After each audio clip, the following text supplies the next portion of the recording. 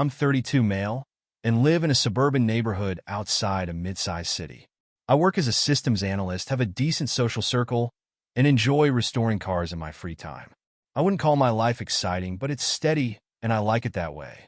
At least I did, until my cousin M decided to turn my life into some kind of soap opera. Let me give you some background. M and I grew up together.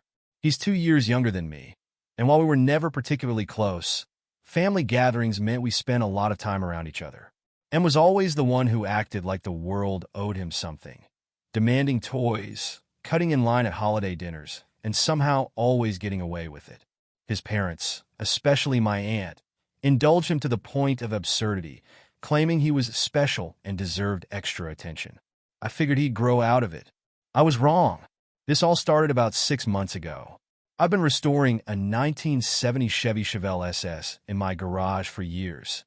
It's my dream car, bright blue with black racing stripes, a roaring 396 engine, and countless hours of work put into it.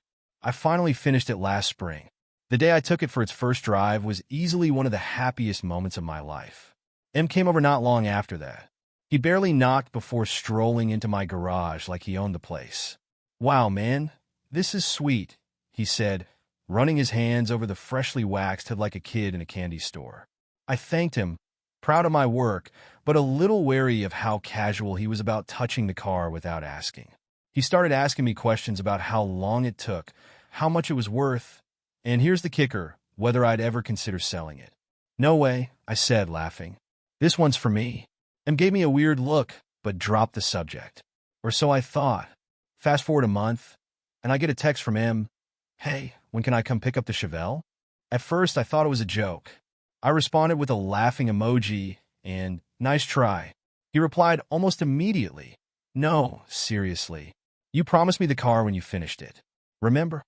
I stared at the screen, dumbfounded. There was no way I'd ever promised him that. Why would I? I'd been dreaming about this car since I was a teenager. I told him as much, but he doubled down.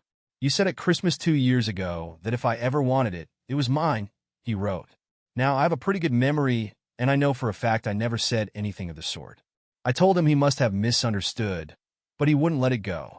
The texts kept coming, each one more aggressive than the last. By the end of the day, he called me selfish, a liar, and, my personal favorite, a terrible excuse for family. I thought that was the end of it, but M had other plans. A week later, my aunt called me. She started off friendly, asking how I was doing, how work was going, the usual small talk. Then she got to the point. "So, when are you giving him the car?" I nearly dropped my phone. I told her the same thing I'd told him.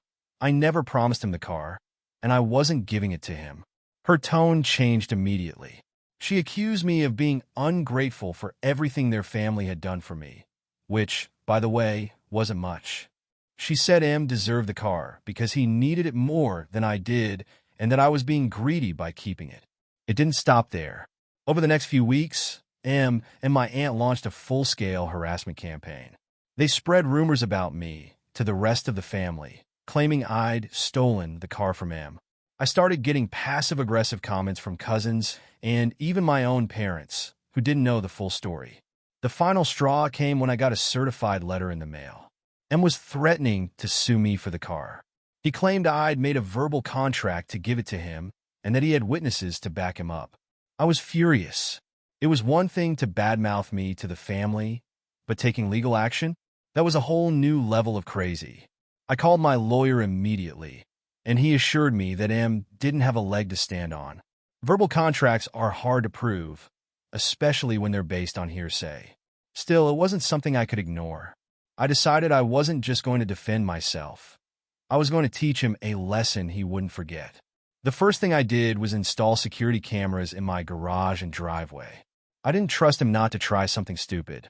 Then I started gathering evidence of my own. I went through my phone and found texts and emails that showed him had never owned or worked on the car. I also had plenty of messages where he admitted he wanted it because he thought it was cool and deserved it. I even found photos from family gatherings showing me working on the car long before M ever expressed interest in it. Meanwhile, my lawyer sent M a cease and desist letter, warning him that his claims were baseless and that further harassment could result in legal action against him. I thought that might scare him off, but I underestimated just how entitled he was. Instead of backing down, M doubled down, claiming he had a recording of me promising him the car. That's when I got an idea. M's claim about having a recording was obviously a bluff, but it gave me an idea. If he wanted to lie, I'd use his lies against him. I called him, pretending to be remorseful. "You know, M," I said, "I've been thinking about what you said. Maybe I did promise you the car, and I just forgot. Can we talk about this in person? I want to make it right." He took the bait instantly. "I knew you'd come around," he said, smug as ever. "How about tomorrow at my place?" I agreed, but before I hung up, I casually added, "Oh, by the way, could you bring that recording you mentioned? I want to hear it to jog my memory." There was a pause, and then he said, yeah, sure. I'll find it." The next day, I showed up at his house with a small recorder hidden in my pocket. I kept the conversation friendly at first, letting him gloat about how I was finally giving him the car. Then I brought up the recording again. "So," I said, "you said you had a recording of me promising you the Chevelle. Can I hear it?" He stammered. "Well, I don't have it right now, but I swear it exists." "Come on, M," I said, trying to sound conciliatory. "If I'm going to give you the car, I need to be sure I actually made that promise. It's a big deal." That's when he slipped. "Fine, there's no recording," he admitted, waving his hand dismissively. "But everyone knows you promised it to me. That's what matters." I had him. I kept the conversation going, steering it toward his other lies and exaggerations. And by the end of the meeting, I had a recording of him admitting that his entire claim was fabricated. I sent the recording to my lawyer, who sent it to M's lawyer along with a notice of intent to countersue for defamation and harassment. That got their attention. Within days, M's lawyer contacted mine, practically begging to settle out of court. They offered to drop the case if I agreed not to countersue. I wasn't feeling particularly merciful, though. M had dragged my name through the mud, lied to my family, and tried to steal something I had worked on for years. I told my lawyer to proceed with the countersuit. In the meantime, I decided to clear my name with the family. At the next gathering, I stood up and told everyone exactly what had happened, playing the recording of M admitting he'd lied. The room went dead silent. My aunt tried to defend him, but no one was buying it. Even the cousins who'd sided with M looked embarrassed. After that, the family dynamic shifted. M and his mother were effectively ostracized, and while I wasn't exactly thrilled about the drama, it felt good to have the truth out in the open. The lawsuit went to court a few months later, and didn't stand a chance. The judge dismissed his original claim, citing lack of evidence, and ruled in my favor on the countersuit. M was ordered to pay me $10,000 in damages, which I used to upgrade my garage and add even more security. But the real victory came when M's financial situation unraveled. He couldn't pay the damages outright and ended up having to sell his car, ironically, a beat-up Honda Civic, to cover part of the debt. His sense of entitlement had cost him dearly, and there was no one left to bail him out. Since then, M has kept his distance, and so has my aunt. I still see them at family events occasionally, but they avoid me like the plague. Honestly, I'm fine with that. I've moved on, and so has my Chevelle. It's sitting in my garage, pristine and untouched, where it belongs. The whole ordeal taught me a lot about entitlement and the lengths some people will go to get what they want. But it also showed me the value of standing my ground and not letting anyone take advantage of me.